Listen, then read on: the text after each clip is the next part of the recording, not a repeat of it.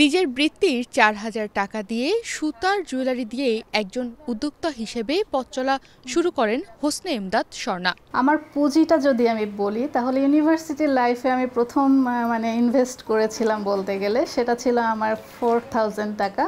সেটা আমার বৃত্তির টাকা থেকে আমি সেভ করে আমি সেটাকে কাজে লাগিয়েছিলাম। খুলনা বিশ্ববিদ্যালয়ে চারুকলা বিভাগে পড়ার সময় সুতা দিয়ে যখন নিজের জন্য জুয়েলারি বানানো শুরু করেন তখন হলের অন্য সবার পছন্দ হয়ে যায় তার বানানো জুয়েলারিগুলো।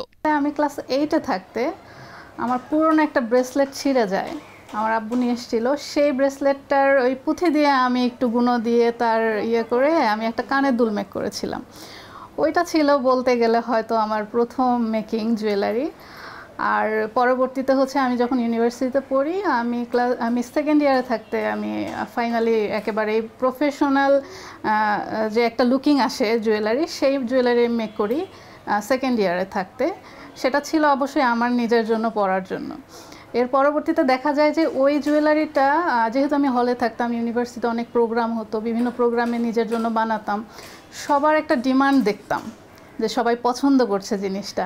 এই জায়গা থেকে আসলে জিনিসটাকে একটা প্রফেশনালিজমের মধ্যে ঢোকা। স্বর্ণার ব্র্যান্ডের নাম ক্রিস্তাং। স্বর্ণার কাজের বিশেষত্ব হলো তিনি ফেলে দেওয়া বা অব্যবহৃত জিনিস থেকেও তৈরি করেন চমৎকার সব গহনা।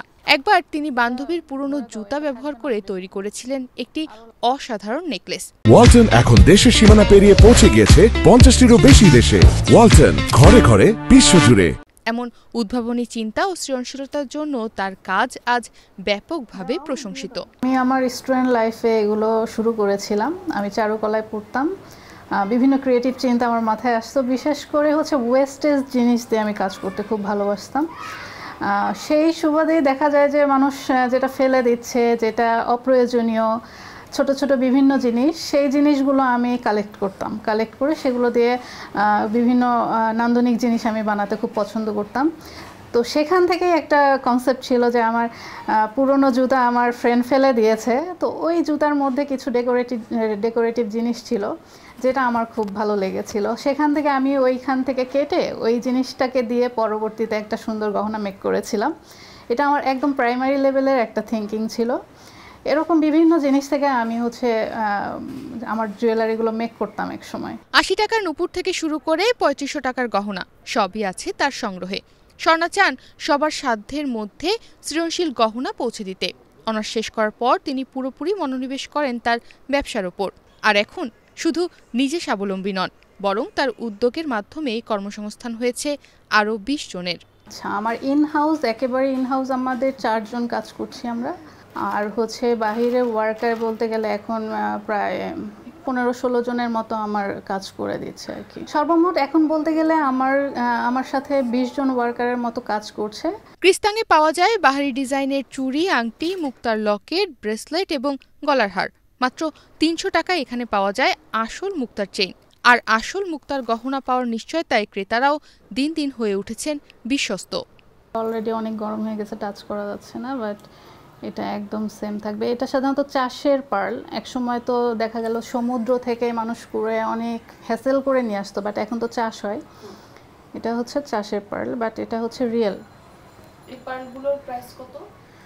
প্রাইস সিঙ্গেল এই পার্লটা যদি লকেট হিসেবে সেল করি, এটার প্রাইস আসবে 300। এটা মাদার পার্লটা একটু এক্সপেন্সিভ হয়। অনার্স শেষ করার পর স্বর্ণা পুরো দমে নিজের ব্যবসা শুরু করেন। হোসনে এমদাদ স্বর্ণা প্রমাণ করেছেন সৃষ্টিশীলতা আর সাহস থাকলে স্বপ্নকে বাস্তবে রূপ দিতে সময় লাগে না। সুতা দিয়ে শুরু হওয়া তার স্বপ্ন এখন রং ছড়াচ্ছে বহু মানুষের জীবনে।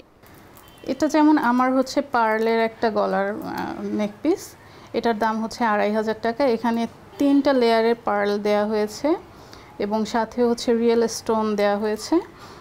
আর এটা আবার একটু রিজনেবলের মধ্যে। এটা স্টোন দিয়ে পুরোটা স্টোনের কাজ করা।